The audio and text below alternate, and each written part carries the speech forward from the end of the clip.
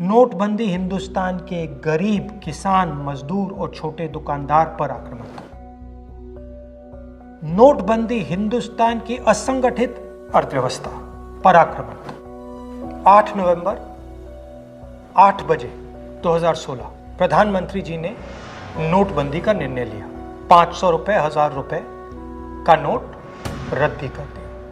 पूरा हिंदुस्तान बैंक के सामने जाके खड़ा हुआ। आपने अपना पैसा, अपनी आमदनी बैंक के अंदर डाली। पहला सवाल, काला धन मिटा? नहीं। दूसरा सवाल, हिंदुस्तान के गरीब जनता को नोटबंदी से क्या फायदा मिला? जवाब, कुछ नहीं।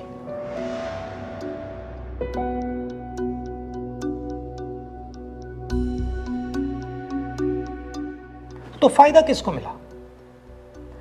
फायदा हिंदुस्तान के सबसे बड़े अरबपतियों को मिला। कैसे?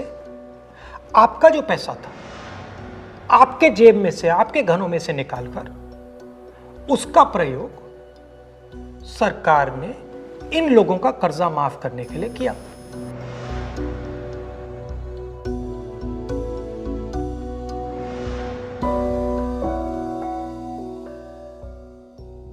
मगर वो सिर्फ एक लक्ष्य था। दूसरा लक्ष्य भी था छुपा हुआ, जमीन साफ करने का।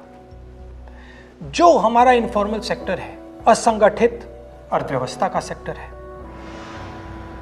वो कैश पे चलता है।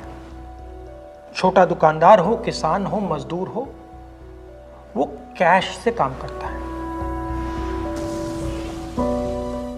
नोटबंदी का दूसरा लक्ष्य, जो जमीन साफ करने का लक्ष्य, असंगठित अर्थव्यवस्था के सिस्टम से नगद कैश को निकालने का। प्रधानमंत्री ने स्वयं कहा कि वो कैशलेस इंडिया चाहते हैं, कैशलेस हिंदुस्तान चाहते हैं। अगर कैशलेस हिंदुस्तान होगा तो असंगठित अर्थव्यवस्था तो खत्म हो जाएगी। नुकसान किसको हुआ? किसानों को, मजदूरों को, छोटे दुकानदारों को, स्मॉल एंड मीडियम बिजनेस वालों को, जो कैश का प्रयोग करते हैं, जो बिना कैश जी ही नहीं सकते।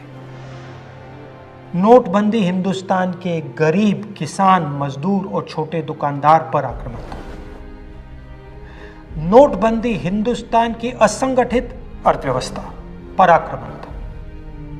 और हमें इस आक्रमण को पहचानना पड़ेगा और पूरे देश को मिलकर इसके खिलाफ लड़ना पड़ेगा।